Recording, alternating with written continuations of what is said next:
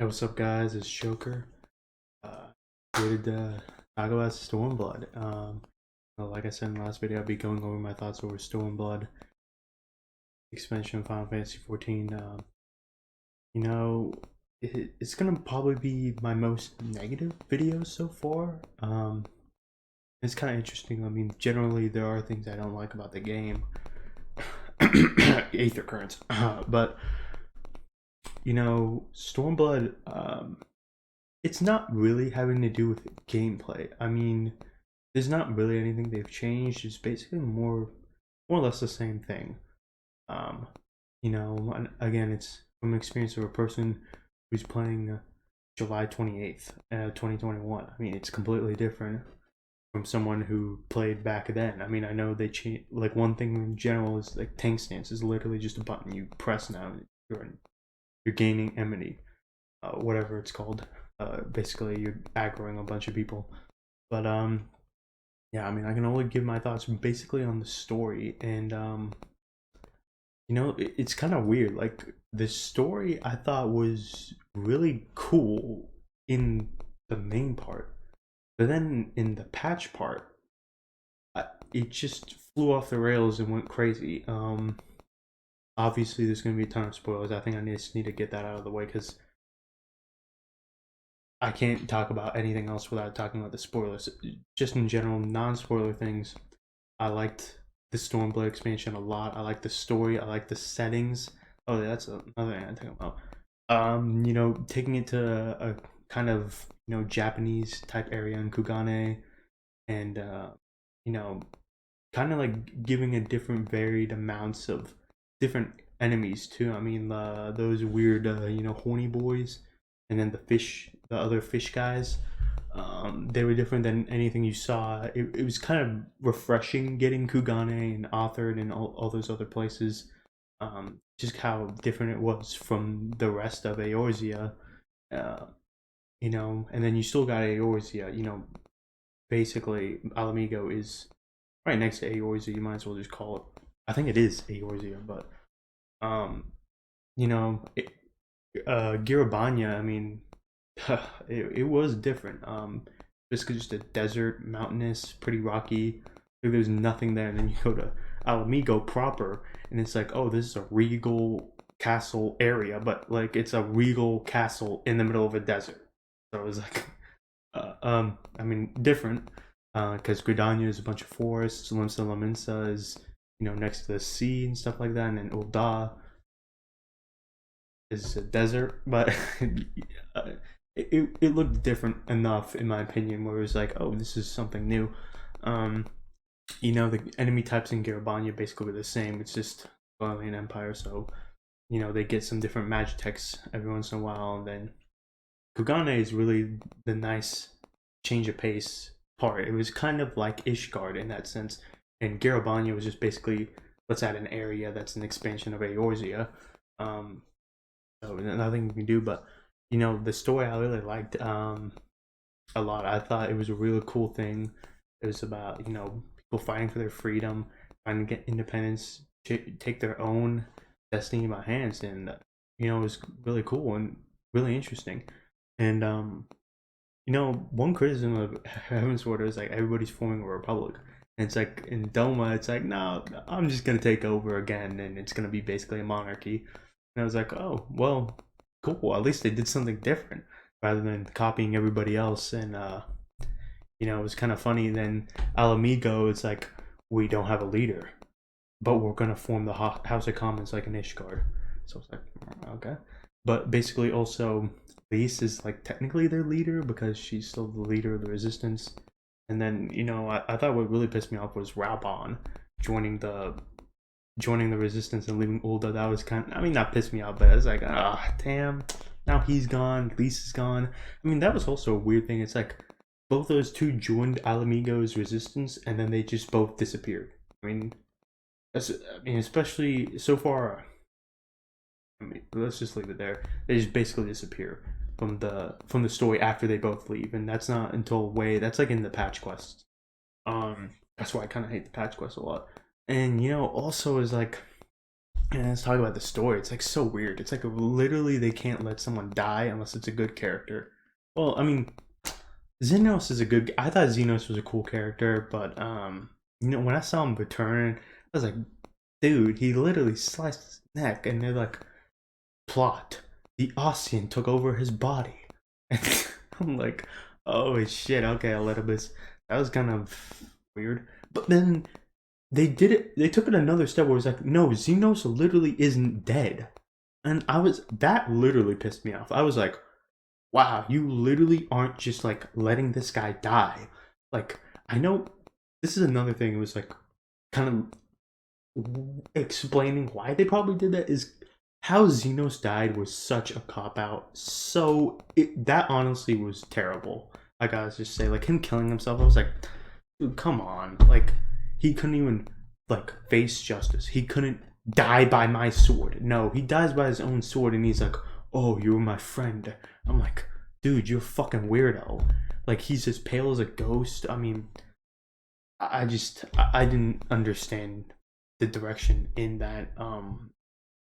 You know, I think it literally just had to do with, it made no sense for Xenos to kill himself. I mean, he was a badass, and it's like this badass didn't die in battle, which would have made probably the most sense in my opinion.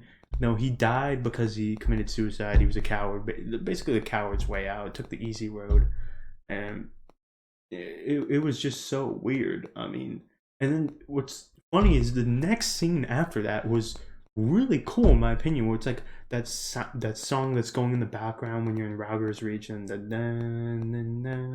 whatever the hell it is, and it turns out it's the Alamigo anthem. I thought that was sick. I honestly thought that was a real cool like reveal. It was like, oh, dude, this catchy song you were hearing a lot of the game, a lot of the expansion. It was like literally their pride, like their national anthem. I was like, wow, that was so cool. And it's like you're at the balcony in the Alamigo Palace, and it's like, oh wow, that I thought that was a real cool moment. It's just the moment before it really sucked. It was kind of weird how it like went from so weird to really good. And speaking of weird, it's like the patch quests I think are just like way out there, like where it's like introducing the Garlemald is having this like weird civil war again, where it's like the whatever the populares and then the people who want to stay that I don't even know how the factions were. It's like they're like people who want reform and people who don't, and then they introduce Asahi. That dude was a bitch. That guy was so annoying, and oh my god, that just man, I kind of forgot about that. Yutsuyu and Gotsetsu living. I was like, what the fuck? Literally a roof fell on them. Like, and they both lived. Oh, and Gotsetsu, not to mention, she shot him like 4 times. Like, how did they explain it? The floor fell through, and then the water. It's like, dude, you still were shot 4 times. It's like, and rocks clearly fell on them. It is like, dude, it was like there was so much plot armor in this, especially in the patch quests. I know Gotsetsu, you saw him alive at the end of Stormblood, like the credits basically. I think he was still alive. But I thought that was so weird. And then it was like almost they were trying to do this like weird redemption arc. I don't play WoW, but I hear people play. I mean, I watch streamers playing it too. It's like talking about this Sylvanas arc. They were like, I was like, are they literally doing this? Did WoW literally copy them? And then it's like, no, they killed her. It's like, oh, okay, that was actually good. Now it's like you can make up the whole thing. It's like, man, she had a bad childhood. I mean, her childhood sucked. I mean, her adoptive parents treated her like dirt, and it's like you felt bad for her, and I think that was fine, feeling bad for Yutsuyu, even though she was a fucking bitch. But killing her was definitely the right thing to do. And they made it in a way weirdly, which was like fine with me. It was like, this innocent kid, Tsuyu, she was still burdened by a lot of things, but in her heart, she was basically just still a kid. She just kind of wrapped it around herself, and you kind of felt sad, but like it's definitely what she deserved. And Gotsetsu going off to be a monk, that was kind of weird, but I was like, okay, I guess died for all intents and purposes. It's like, okay. But you know, I really liked. Oh, there are things I liked in Stormblood. You know, especially in terms of the story. I mean, I just said the things I didn't like. Um, for a long time, but like, you know, the Asm step, I thought that was a real cool like little sidetrack thing. Usually when you get sidetracked and you have to go help this dude, like, hey dude, I need this one thing. You guys can literally just give it to me, but you have to do like 20 quests in order to get it. I thought this was kind of cool, like this little fighting thing between all these tribes. I thought that was kind of sick. And you know, I became their like chieftain or some shit like that.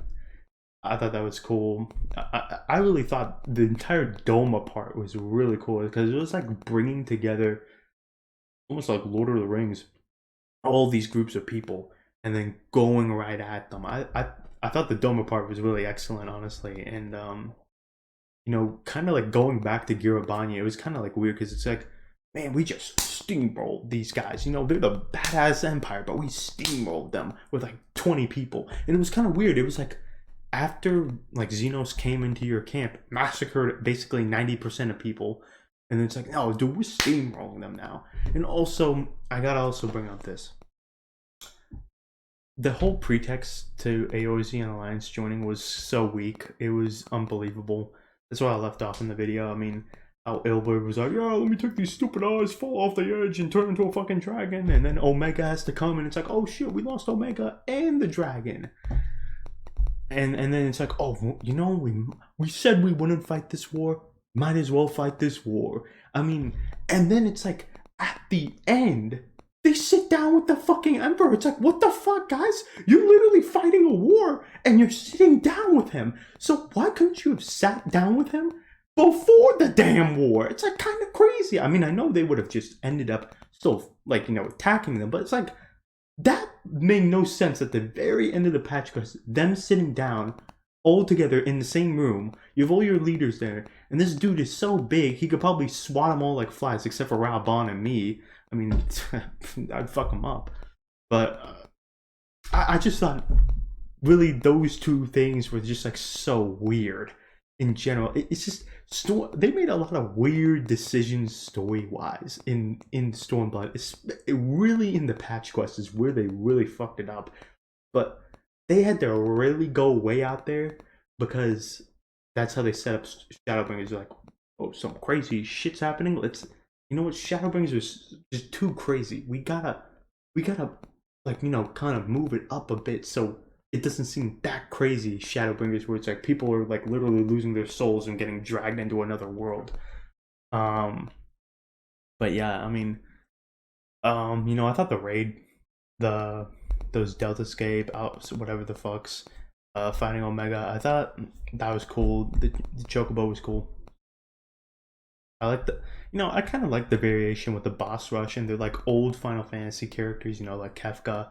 I thought that was kind of really. I think Chaos is also one, so it was like that was kind of cool. The Alliance raid was, oh yeah, it was the Return to Ivalice. I thought that was also cool because it was like Final Fantasy 12 Ivalice, and they bring a lot of that is important, and it's another one of those things where it's like, I think it's required for only getting the relic weapon. I'm not sure it's required for going through the main quest. Just do it because it's a really cool thing. If you like the Final Fantasy 12, you'll kind of get a lot of it. I mean, there's some. I'm not gonna spoil a lot of it because like that's something that's like you should experience. Do the raids. I mean, I say that and I haven't even done Coals of Bahamut. Kind of weird. I've done every other raid, and I'm gonna do Eden's Promise. But yeah, just in general, man, I'm just surprised I talked for 14 minutes about Stormblood. They made a lot of weird choices that they didn't have to, and they kind of really fucked up the story just in general that they told in the main quest, in the patch quest, which was like so weird. It's like, but that just stays in my mind. And then it's like also, oh my god, speaking of characters who don't die, Gaius, like him randomly coming back. It's like, oh, I'm a Shadow Hunter. It's like just another character that didn't die. It kind of made you feel like, what was the point of even fighting anyone? They're just gonna come back from the dead somehow. And oh, they're not gonna be like bullshit Ossian. It's like, it was so weird. I was also, it kind of just brings you back to like Nero. It's like, oh god, how the fuck was this deal? It's probably Levia is going to be alive either if I keep playing the Shadow Walker I mean, the Shadowbringers paths, patch quest. She's gonna be alive. I find it kind of weird how they let her die and the other dude die. Like I don't even remember the other dude's name, but yeah, it was just like so weird how they're both dead, but Nero and Guy. I mean, Guy's is a cool guy. Um, and then Estinian, he's a cool guy too. Uh, it's just they made a lot of weird choices, and just in general, it kind of soured my opinion about Stormblood. Even if I had to rank it, I'm not done with Shadowbringers, so I can't really fully rank it. But I would do like Heaven's Sword, Stormblood, Realm Reborn, Shadowbringers. If I had to put it in there, I would put Shadowbringers probably at the top. Honestly, I think Shadowbringers is the strongest expansion. Just in terms of story, the depth of the story, it really makes you think about a lot of things. This isn't about Shadowbringers. I'll tell that when I'm done with the patch quests. I've been held up by doing the relic quest, but yeah, Stormblood just in general, really weird expansion. Start really good, really. I mean, well, started the patch quest from Heaven's Ward was terrible. I thought that was a stupid cop out story move. Got better as it got on, and then they just brought it back down with some weird. Again, in the patch quest, they just brought it back down. Um, yeah, so there's that. Overall, though, I like the expansion. I thought it was cool. It's just the patch quests really fucked up the story, in my opinion. So yeah, I mean, let me know in the comments what you guys think. I'm pretty sure Stormblood got a higher Metacritic, so that's interesting. That's kind of contrarian, I guess. But yeah, comment down, like if you think this is cool. Helps me out. Subscribe, please. That helps me out too. But yeah, I'll catch you guys in the next video, and peace.